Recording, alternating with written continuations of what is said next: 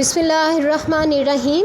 Assalamu alaikum students. I hope all of you will be fine. Students, we are dealing with chapter number 12, that is symmetrical optics. Now we are going to discuss the last application of total internal reflection, that is refraction through prism. Students, आपने previous lectures में देखा था कि हमने prism के through total internal reflection का phenomena करवाया था। अब कुछ प्रिज्म्स ऐसे होते हैं जिनमें रिफ्लेक्शन का फिनोमेना भी होता है।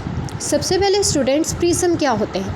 Prism is a transparent object. Transparent object mean made of optical glass with at least two polished plane faces inclined towards each other from which light reflected. हमारे पास दो पॉलिश प्लेन फेसेस हैं incline toward each other, जो एक दूसरे के साथ incline है। स्टूडेंट, आपको फिगर में दिखाया जा रहा है ए बी और ए सी, ये दोनों एक दूसरे के साथ इंक्लाइन है इनके faces, from which light reflected, और इनमें से लाइट रिफ्लेक्ट होती है। अब इस फिनोमेना में होता क्या है? जैसे ही इंसिडेंट रे आकर इस सरफेस के साथ टकराएगी, स्टूडेंट मैं आपको याद दिलाती चलूँ कि ये राइट एंगल ट्रायंगल प्रिज्म नहीं है जिसमें टोटल इंटरनल रिफ्लेक्शन का फिनोमेना होगा।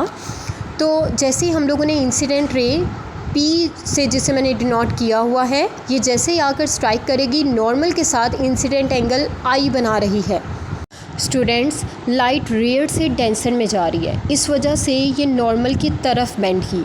अब ग्लास में से जब पास करेगी, ग्लास एक ट्रांसपेरेंट मटेरियल है, इसलिए ये इसमें एब्जॉर्ब नहीं होगी, बाहर की तरफ एमिट आउट होगी। जब बाहर की तरफ एमिट आउट होगी तो डेंसर से रेयर में जा रही है, डेंसर से रेयर में जा रही है तो नॉर्मल से अवे मूव करेगी।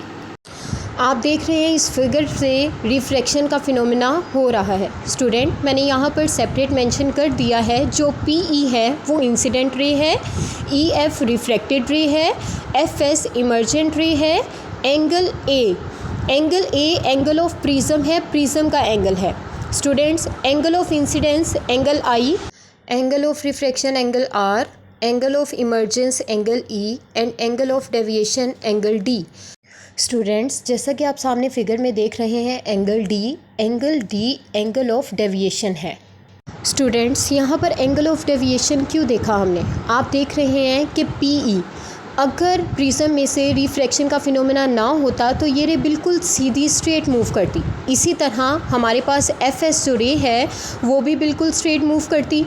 तो स्टूडेंट्स, हमने इसे डॉटेड लाइन से शो किया, जिस पॉइंट पर आकर ये मीट कर रही हैं उस पॉइंट पर जो एंगल बन रहा है उसे हमने एंगल ऑफ डेविएशन का नाम दिया है, जिससे हमें पता चलेगा कि लाइट कितने एंगल पर डेविएट हो गई है, कितने एंगल पर उसने अपना पाथ चेंज कर लिया है। Now you can view this practically. Students, look at this is the incident ray that strikes the prism, and when it strikes the prism it deviates from its original path and get refracted. This line represent emergent ray. Students, एक और बात, जब white light prism में से पास होती है तो वो इसको 7 कलर में डिस्पर्स कर देती है। It is also called dispersion of light. Well students, to understand the concept of refraction of light through prism or glass slab, you have to watch this video. A, B, C, D and A, D, E, F are inclined at an angle. This angle is called the angle of a prism. This angle may be acute, right-angled or obtuse. A prism with an equilateral triangular base is called an equilateral prism. It has an angle of 60 degrees. Prisms can be made of different materials like plastic, glass or even liquid. The light undergoes refraction twice when it passes through two surfaces of the prism.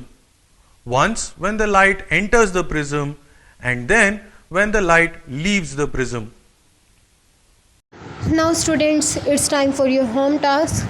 Learn this topic carefully. If you have any query, you can ask me. Take care.